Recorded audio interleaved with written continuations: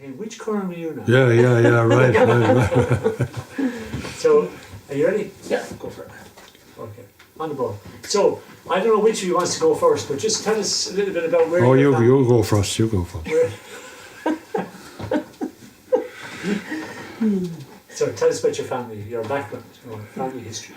Well, I was born and reared in Tramore, and one of a family of 8. My father had the post office in Tramore, and my mother managed the shop. I have great memories of it because, of course, we all, being one of 8, we all had to lend a hand, and we worked in the shop, and the boys worked at the post office, and at the time they had a farm as well out in Butlerstown.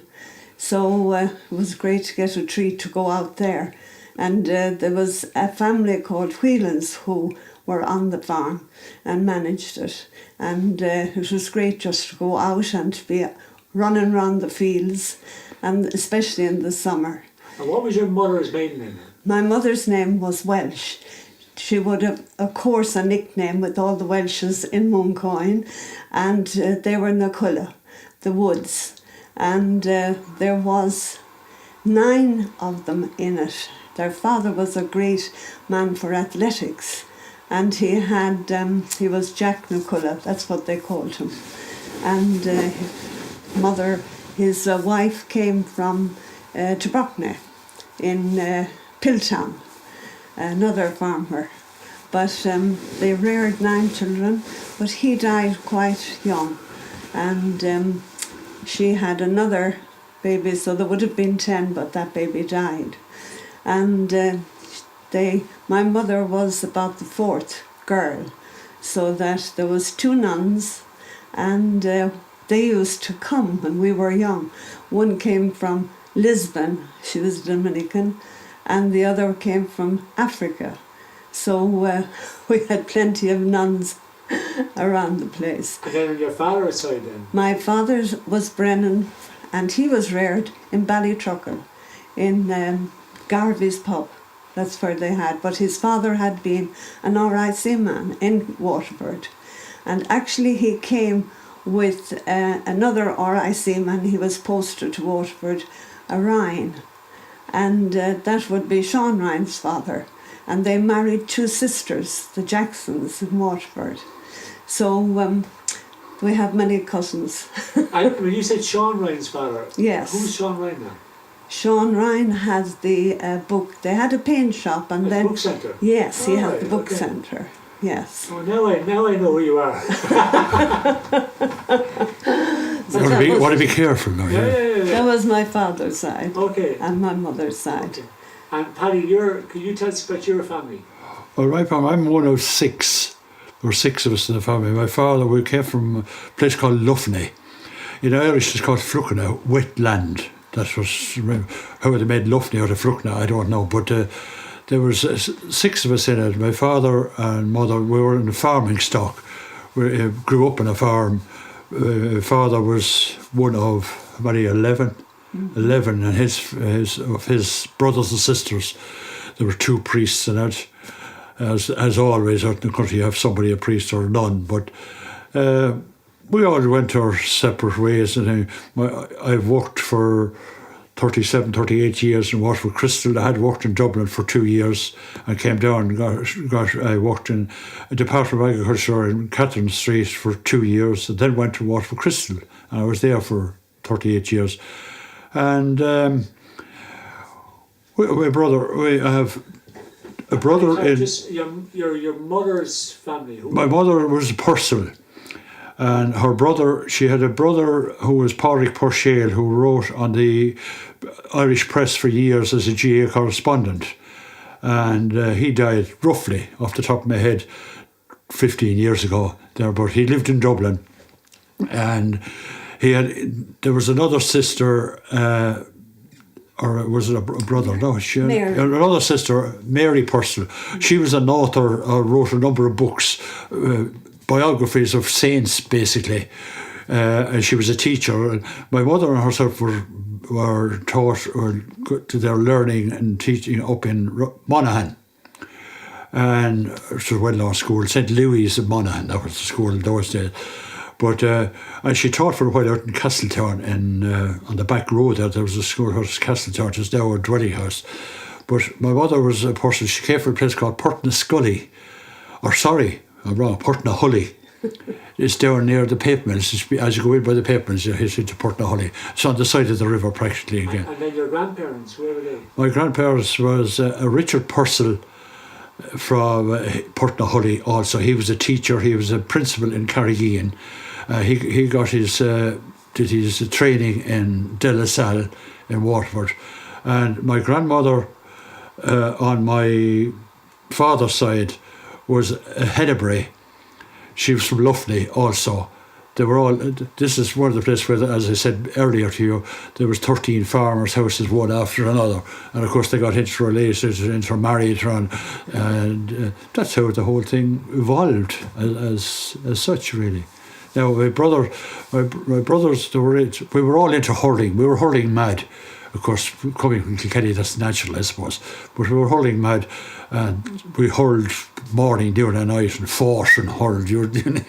But they my brother was, two of my brothers played with Kilkenny, and my father played with Kilkenny in 1922, won an All-Ireland with Kilkenny, and he had five brothers, and they all played hurling. So there was one day inside in Waterford, a well-known day, and five of them played with Kilkenny against Waterford, which was unique. Now, it wasn't an important game, but it was a unique achievement. And Paddy, where did the two of you meet then? This is a very interesting one. Hurling came into it, as a matter of fact. In 1961, we met in 1961. I was going to a match in Kilkenny, between Kilkenny and Dublin. Dublin had just been beaten in All-Ireland the previous Sunday. And Frances was nursing in Dublin at the time, and she had a close friend called Frances Hogan. Also, she was out from Granny, out for the Pipmans, just out there at the pub, near the pub there. And she was going back. They were going back to Dublin, but this Frances Hogan was doing a line with a man called Billy Hogan from Muncain, also from Portnaskilly, and. They were going up, and Billy Hogan said to me, would you like to have a spin up? He said, I have a girl come up. He says, there's another person, spare, he says, in the car. I said, what? I said, right, shall I go up to the match anyway? And the other spare was my wife, to be. So we got a lift up to Dublin, the rest is history.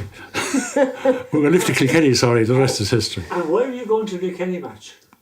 Because I was living in Kilkenny. All my family were Kilkenny mad, as we all went to matches. No, but I'm asking Frances.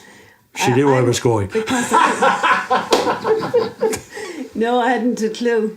Didn't know, but I had come down for the weekend. We only got 2 nights out when we were in Vincent's when you were training. So I came down with Frances, and it was going back. I hadn't the time. I had no lift or anything. I don't remember what about the train. I probably hadn't enough money for the train at the time, anyhow. But she said that she could get me a lift. And that's how I happened to be in the car with this fellow. Seemingly, she was coming down again, and she said to me, there's a dance on in the Olympia. So she said, he'll be there. Would you like to come? This is done behind my back. So that's how we met, and it went on from there. So that was, you couldn't say it was love at first sight, but eventually he grew on. She came around fairly fast, she came around fairly fast. So we had great times, but it was going up and down to Dublin, you say, and that we only got 2 nights off in a month. So it didn't always work out because the very first Christmas was a traumatic one, as a matter of fact, because she was coming down with the lift, another bummed lift, and they had a skid on ice with the pedals on, and you went through the window, did you? No, the door flew open, and I was outside Kilkenny, and I broke my wrist, of course, so it was a painful experience. And that same day, that same night, there was a dance on, and it was Stephen's night. Since Stephen's That's night, right. that same night there was a dance on the Olympia, and the place, of course, in those days, we had a year time now, of course. There could be 3,000 in the Olympia, but I would have no sign of her coming. No sign of what. I'd been stood up. I said no. So, and I had my hand all bandaged. What happened to me? I was on the farm, and we were. What we used to say is mangles for the cattle, grinding them, and they got stuck, and I put in my finger and it took off all the left hand side of my thumb, reefed it. Oh, the agony I went through. So that I was all bandaged up, of course, and she was down with her aunt. She had a pub. She had a pub at the car stand. My aunt. Your aunt. Yes. What was the name of it? I don't know. There was a name on it. There was a name 24. 24 something. 24 there where Johnson. there's a kebab shop there now. This is 60 years later. But she was staying there. So I don't know how I got the message that somebody gave me the message that you had been in an accident. Yeah. And to go down to you sent up a message with somebody. That's right. So that was a traumatic first few months. Yeah, absolutely. Yeah. And then just to go, when did you move? You moved back to Tramore then. What happened? Well, I we went- qualified then in Dublin, and I wasn't going to work in Dublin. We gave 4 years. We gave 3 for training and 1 to the hospital then. And then I came down and I applied to Arkeen. So I got a job there. And then I came home. I lived at home first until I got a flat in Waterford. And that's how I came back down. So I worked in Arkeen for 3 years. And I had been working in Waterford at this time, of course. I had come back down. I was in Dublin, but I had come down from... I was in Waterford when I met you anyway. yes, that's right. So I stayed in... Yeah, I was working... I was in the TB office in Catherine Street, the That's Bowen it. TB. But I went to the glass factory in 63. So we were... 61 we met. We got married in 65. Yes. So And at some stage then, when did you move out to Tramore? Then before 65. we got married. we got married in yes, 65. We got came out to Tramore. We were living down at Rosebank Terrace down there. Rosebank Cottage it was And called, this- at the top of Train Hill. And yes, but it was lovely for us as a couple. But we had 3... Increased and multiplied. There wasn't Yes. much room in it, though. After a while, there was no back to it. It's beautiful now because it has been all redone. Redone, the place has been redone, so there's a girl But, in it now. in our day, there was no back, and there was a small garden and steps, and it was very difficult with small children to watch. Francis, before you tell us about your childhood and all that, Yeah. well, Paddy, what was your impression of Tramore coming in at that time? Tramore was out of this world for us as kids, growing up as kids. Tramore, we go to Tramore? No. Are we going to? We might go next week. We would look forward to this day out in Tramore. Mother would come and she'd have the tea in the bag and she'd have the cups in and everything. It was a big day. You hired a taxi, or not a taxi, a hackney car. Came out, never came out of the train.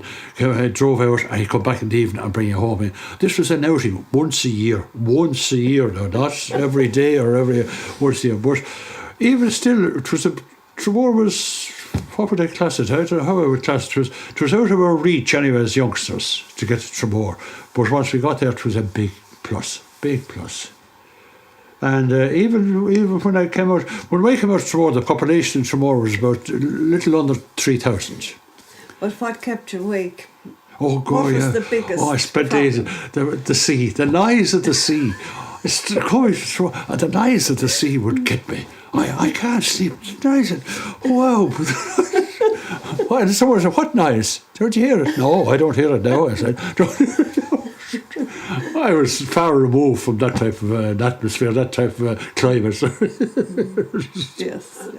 So, Francis, to go back then to your childhood, so tell us about your childhood. You said it was a lovely place for you. Oh, the shop, absolutely. the post office and the shop. Yes.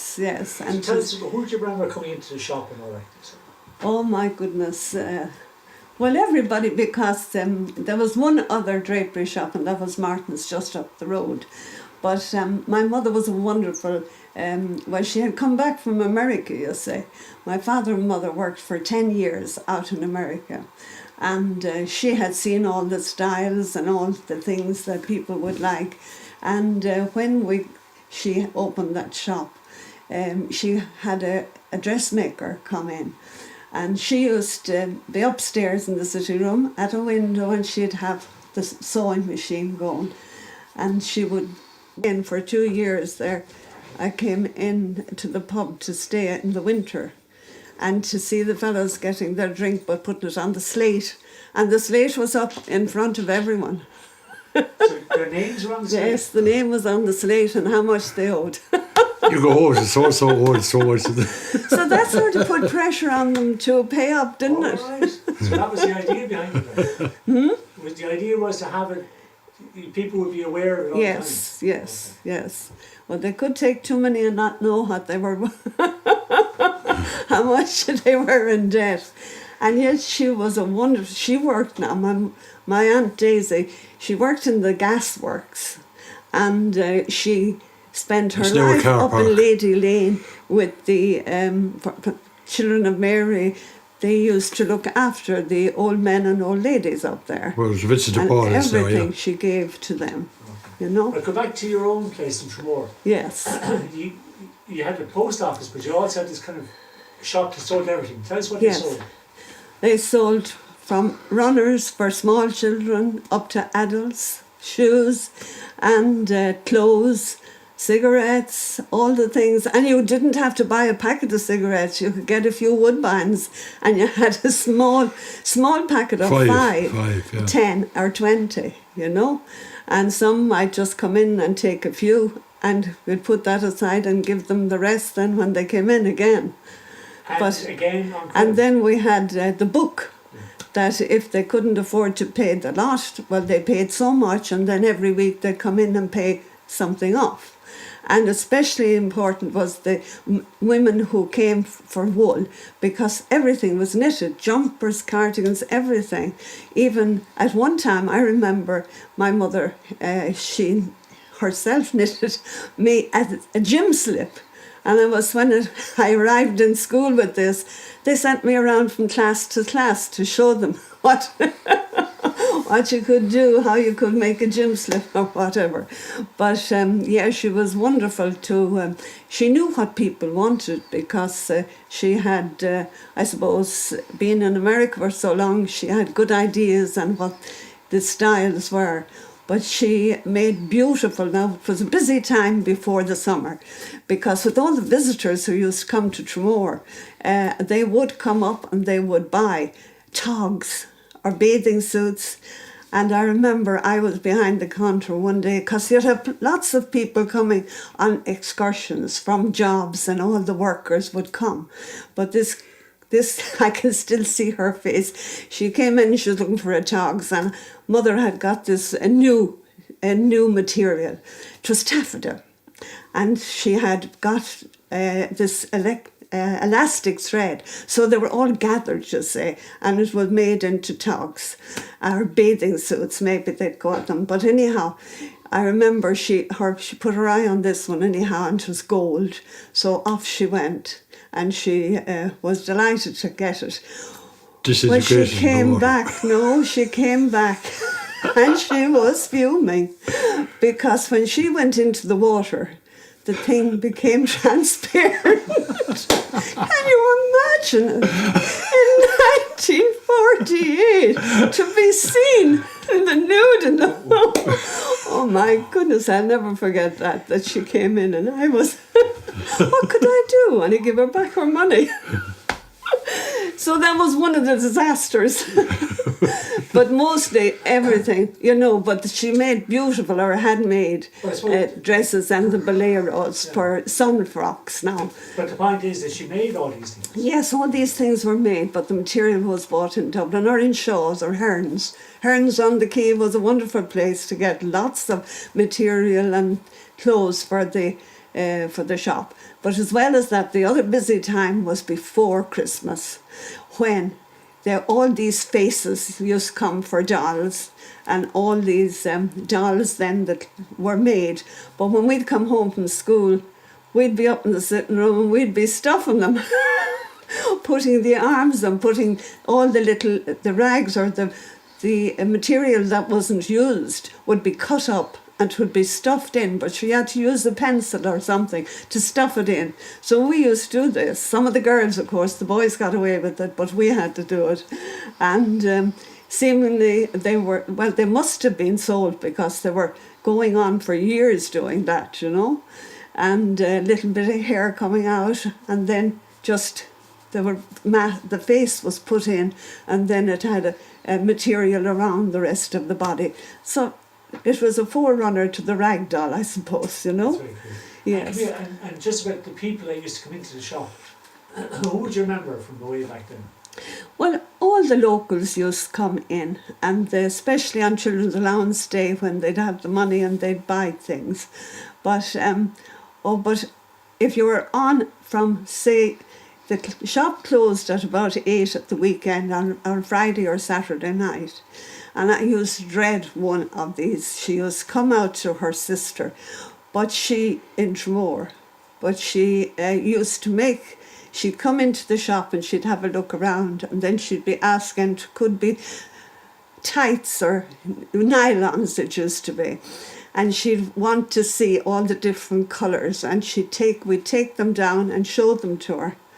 But she'd go out that door without buying anything, of course, and there you had to go and tidy it up and put it away again. Well, I used to dread to see her coming, but most of the people were great, and even if you made a mistake, and my father would be over at the other side, and he'd shout over, that's not right, add that up again.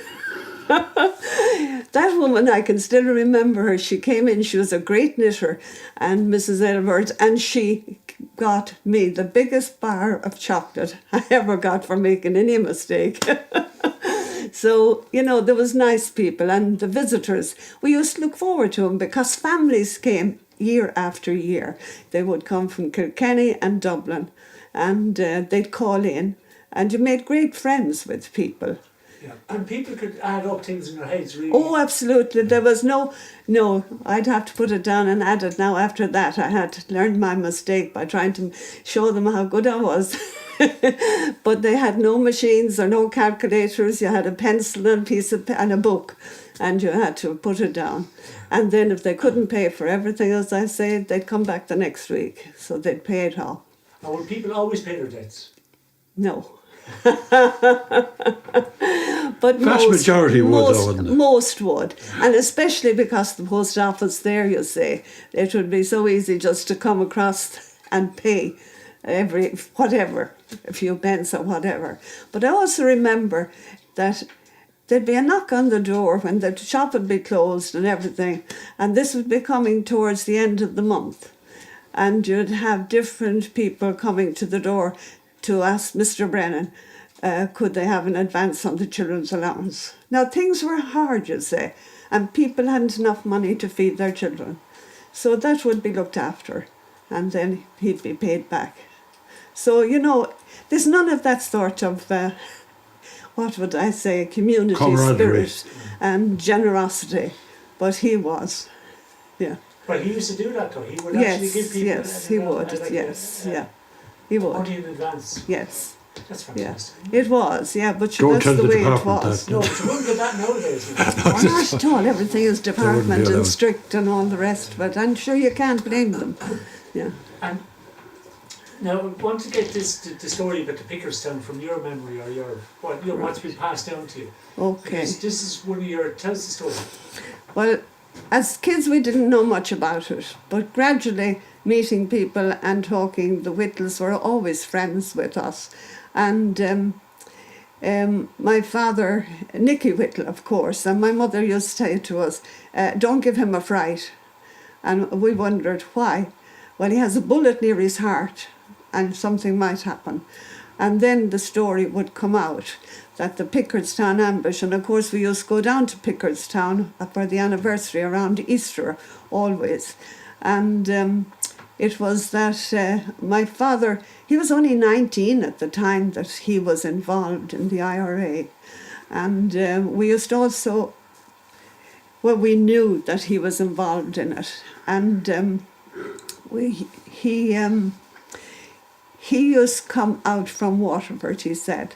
There was no lights. He had a bike, and he used to, the guns were hidden, so he used to have to take them up and oil them and clean them and wrap them up and put them back again. So anyhow, when he got the message to go out and tell the men who were waiting at the Pickerstown that the soldiers were on their way, well, he had to get on the bike and go out to do that. But by the time he got there, the soldiers were well on their way, and the shooting he could hear, so he had to hide.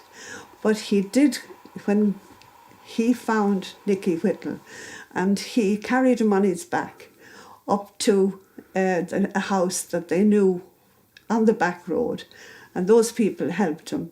And eventually then he got him to St. Ottran's, which was, there was a doctor there who would help. And I think Duran was involved in getting a car to get him, because word went out, of course, when he was in St. Ottran's, that it wasn't safe to have him there. So he got him in the dead of night again, and they brought him over out to Kilmeaden, and they got a boat. There was a cot, and they got him across the river to Portlascully, where my mother, who was training to be a nurse in Cork at the time, was home on holidays. But that was just accidental. She was there at the time. And my grandmother had a safe house for people who were injured. And they looked after him there. But that's how my father met my mother. And that was the first time. So he was only 19 at that time. So she was the daughter in the house? She was one of the daughters, yes, who was there. There was 3 of them there at the time. And he was... And he was, yes. On the run? He was on the run, yes, at this stage. He worked there. Now, because her brothers were on the run, they needed extra hands for the farm, because they had the animals and they had all the work to do. So they were delighted to have an extra pair of hands. And he, of course, was thrilled to be in such company. And that's, you know, we only got this bit by bit. And he had a brother who was in the British Army. Now this brother John, really. yes, I think of my grandmother a lot, because she must have had so many anxious moments with them. He wanted to be a teacher, and he never got into De La Salle. So he was without work for a long time, and then he joined the RIC. He was up in Dunleary. What's his name? John, is up it? there. John, yes. He was stationed up there. And then the war broke out, so he was the first to join. But he went off. Can you imagine a mother who has one who is in the IRA fighting the British, and have another who's on the British, in the British Army, you know? Thankfully they didn't meet in Dublin. But it must, and that wouldn't be the only family who had that. He's buried in Ballygunner, isn't he? He's buried, well, yes. There yesterday. There's a headstone there, and the whole family, there's 2 sisters and 2 brothers. Yeah, buried there. Yes, but we never heard any of this until much later. My aunt always had a photograph of John in his British Army. He was an officer in the British Army, and he was with the Royal Regiment. He was on a horse, anyhow. That's what I remember from the photograph. But my father then had to go to America, because he was on the run eventually, and my mother was over there nursing. She went over when she was qualified, and she had nursing. And she even nursed one of those gangsters in a private nursing home, yes. Oh, yeah, the Al Capone scene. Al Capone, seemingly. But anyhow, she and Pop, and we used to call him Pop, my father, met, of course, over there, and they were married over there. And my sister Eileen, the first, she was married, or she was born over there. And they came home when she was just 2.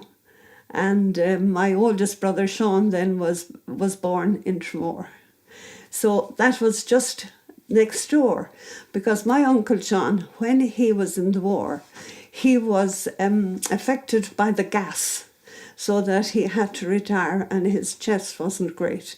So he had to go to San Marino, which is the name that's here on the house. San Marino is an independent state where they convalesce, seemingly. So he never really got any better, but he did buy this plot of ground from Lady Doneraile. She owned a lot of land around here, and when they were selling it, he decided that he'd build a house, but he didn't get to do that. He bought the plot, but he died when he was away convalescing. So that's how we happened to be living here, because this house was built by my aunt Daisy, and my father and mother built a house just down from us, and they reared a family. 3 of them. 3 of them were born there, and then they bought the post office and that house down there and opened the post office and shop. So that's as much as the Picardstown now. Yeah, that's very interesting. Yeah. And just the way you're touching on it there too, though, just about the relationship between, we say, the Tramore people and the gentry. Yes. I mean, what was that like? Because you mentioned Lady Doneraile and yes. that whole Protestant people who we say... Never any problem. We, you know... There was a Lord Doneraile as well, wasn't there? There was, yes. But we wouldn't have known them. The gentry would have been the Galways and the... That's elite group. Yes. What do you call them? Out from Anstown now. Anstown would have Galloways. been... The Galloways, yes, and those people. But there was never any trouble. The Protestant church is just up here, and they had a school there, and everybody was They just... all mixed, the Matthews. they all mixed though, yeah. The Matthews had a shop in Main Street, and they were all lovely people, and they used to come in and out, and we'd go up to their shop, and there was never any trouble at that time at all. I mean, it was a very small community, wasn't it? Yes, very small. That's why everybody knew everybody at us, yes. My sister Eileen used to go, and she was a great pianist, and she used to play when Mrs. Galway would have some party or other, and she would be invited to play. And, you know, but she found that quite stressful herself, she used to say. But I remember escaping from school one day, 3 of us. I said, we heard that they were having a party up there, of course. Sure, that's how I heard it, because Eileen would have been, I suppose. But Mona Clean, who was a nun in Carrick, and Helen McGurk and myself, I said to them, would we not pretend we're going to the party? And we took the half day, and we were over the Doneraile for the evening and had a great time tumbling down the hills. But the nuns, I said it to them, we were cut, of course, the next day, and why were ye out of school, and what was the party like? And then we had to admit that we took the half day. But there was never much trouble about it, so thankfully. And was there ever any kind of regattas running down in the heart, slip down the... Down in the cove? I don't remember, no. Before your time? Yes, it would have been. No, the one thing I do remember is the boys' school had a wonderful sports day, and they were all turned out in beautiful white pants, white shirts, and they did some wonderful drill and acrobatics. They were great, you know, but you never see that anymore. Where was that done? That was up where they had a field beside the old CBS. Oh, the CBS. It's where the new school with the round roof is now. But that was a playing field for them, a pitch and all. But that was how many years ago? I'm over 78 now, so that and I know it's a I know long your time. father, Pop as you call him, like Yeah. he was from a kind of a Republican background. Yes. But was he happy enough in the sense of how Ireland turned out? No, he was so disappointed that they didn't get the 6 counties at that time. Couldn't believe that De Valera would have signed anything like that. That's when he took up a drink, he said. He never drank before that, but he took a drink then. But that would show you, no, he was disappointed with that. But it didn't stop him. I mean, he kept on. And he actually was one of the men who started the GAA and got the field eventually in Tramore. So he was a founder member of the local GAA club, yeah. Yes, of the GAA. And in that way he kept on. And then also, I suppose, on that subject, about, we said from 1916, but the role of women yes, was yes. certainly kind of subjugated with the and never acknowledged. the new state and the Yes. new, I suppose, the link with the Catholic Church and all that kind of stuff. Yes, but so many women did so much, and in a quiet way. And I mean, my grandmother, that house was burned to the ground. So that I remember my mother telling us that they had to move into the loft over the stable. And that's where they had to live and to work until they eventually got the government to build houses for them. And they got a beautiful house then, quite a big house. And you can see these different ones that were dotted around. You see them around the country in different places, yes, yeah. that were burnt down by the Black and Tans. And lucky enough that they escaped getting burnt in them. And Paddy, just to go back to you, I mean, in relation to Tramore, what was your impressions of, like, I mean, I don't know, did you take a pint? Did you go to any of the pubs? No, I was... my family, we were practically, I could nearly say 100% non-drinkers. We were never out in that big bad world, for want of a better word. But we enjoyed the social life. I mean, we were always, as youngsters, we used to go to dances. The Olympia in Waterford was a big draw. And at the time, the Arundel was a dance hall, where now the shopping centre is. But we used to go, we weren't stopped. We used to cycle into Waterford. We used to cycle in the whole time into Waterford. And Waterford was, about 7 to 8 miles from where we lived, and half an hour for us. And you went to dances in Waterford and you park your bicycle. Your bicycle was safe, no problem at all. Dick Duran's yard up and park it up there and cycle back home at the end of the night. You'd be home maybe at 2 or 3 o'clock in the morning. Your mother would be up at the window. They'd not have to come home yet. What's keeping that was the life that we had. What about the fair day? Well, the fair day was a biggie. We were kids, you'd be going to the fair. Now, there was a number of fairs, big fairs. The 4th of May was probably the biggest fair in the year in Waterford. And fairs, buyers were coming from all over. They'd be coming from Kildare, Carlow, Wexford, Tipperary, all surrounding counties. And you set off at 3 o'clock in the morning to walk the animals into Ballybricken. Now, we would be, I don't know, what age would we be? 10, 11, 12, that age group, and younger maybe. You'd be getting up, you'd have to go to bed at about 7 o'clock the evening before to make sure you were going to sleep. But you'd be excited at the thought of it. But it was a hard going. And then the killer was, when you went to a fair day, was if you didn't sell the cattle. You had to walk them home again in the evening. Oh my God, that was a killer. But then there was a place, we saw this, half the country used to go, there was a place up Ballybricken. I can remember it vividly, and the name was Cuddihy. And she used to do dinners. And my God, the dinners she put out for country people with bacon and cabbage and spuds, and they'd eat non-stop. But it was really big. You had another one, John's Day was another day in March, or in June, 24th of June. They were 2 huge days. But Waterford benefited a lot from fair days too, because the business was going, I mean, and the pubs, of course, did business. But that was not good. I was in a farm, as I said before, I was in a farming community, and everybody, we had a thing where, as I said, 12 or 13 farmers' houses, and you were vying with each other who'd be first in the morning, who'd be first go to the creamery. You'd have to load up churns with a podium cart to go to the creamery, and then go back to school. We were going to school for 9 o'clock, which means you were getting up at about 5:30 or 6 o'clock, starting milking cows.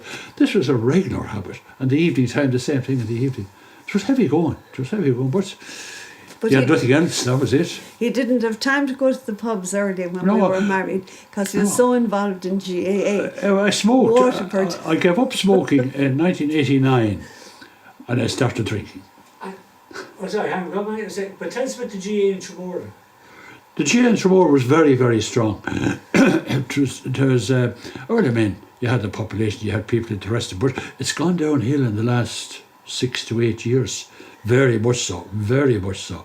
And just hard to put a finger on it. But I mean, it's so cosmopolitan here. You don't have the dyed-in-the-wool parochial attitude to a team as you would have out in the country. Now, out the country, I mean, you could name places like Fenner, Dunhill. The whole parish would follow them. But here, you have so many different varieties of entertainment and so many different things to go. And then you have strong soccer clubs as well. You have strong entertainment for the summer. Youngsters in the summer are gone down working. And that's number one to them, is pocket money for them for the summer season. So you don't have that in other areas. But the club is strong. They have a fine ground down there and they have a fine hall. And that was all done manually by the members themselves. They got that built themselves. There was no big contractor taken in to build it. Now, afterwards, there was added on, which contractors came to, were all right. But it was pretty strong. Youthful activity in the club was very, very strong. Very strong. And Camogie. And Camogie ladies football, juveniles, is going very strong. But the adult scene is pretty dormant. Now, I just noticed on local papers this week, they had people down from Croke Park last week for a big meeting, and from the county board, which means they're probably kind of worried about what's happening here. Come on, there's 12,000 people in Tramore approximately, and you should have better results. Tramore now is bigger than Dungarvan. Oh yeah, that's the men. Yeah, that's the men. Yeah, we were up in Dungarvan there last week, had a Grand Slam up training, and the facilities they have and the amount of people training was colossal. Oh yeah. Francis, just to go back to before we finish, because we just about characters from way back. Can you remember any characters? Of course, when we were growing up, Limerick Bill was quite a character because of his dress, I suppose, with the long brown coat, or black coat. It didn't matter whether it was winter or summer. Dirty brown. He kept it on, and a hat, and he'd always have something to say, and he was pleasant, a very pleasant old man. And he'd go down and sit where the Olympia, where the Atlantic Ballroom is. And he had a seat there and he talked to everybody who'd come along. But he was loving the old pipe he'd have at times. Dudeen. Dudeen, yes. But he was from Limerick, but he lived here, what we used to call poor house. They're 24, they're beautiful now and they're well done. But I remember my mother, when I'd be going back to school or whoever, if there was something over, we'd bring up a dinner and give it to him or to whoever she thought needed something. So that was one character. Oh, there was many characters around, and you'd be warned about them too, of course. But no, I must say it was a wonderful place to be reared, and having the beach and having the sea, even if we weren't allowed down we certainly weren't allowed down there in October, November, December. You never went. And you weren't allowed May. Don't cast a cloud till May is out. You never went into the sea until June, and swim then until September. And did you mostly swim on the beach? Oh, absolutely, yes. Until you were a certain age, and then when you were able to go off on your own, about 12, 13, over to the pier. Now, they had the swimming classes in the pier, so it was quite safe for everyone to go there. Yes, but there was there was an accident, I remember. Brian Malone, he was, I'd say he was about 15 at the time, and the caffling, used to go on. A lot of boys used to go over. So unfortunately, he was pushed over off the high wall, and he became paralysed from that fall. So that made everyone aware, more aware of the danger of going over there.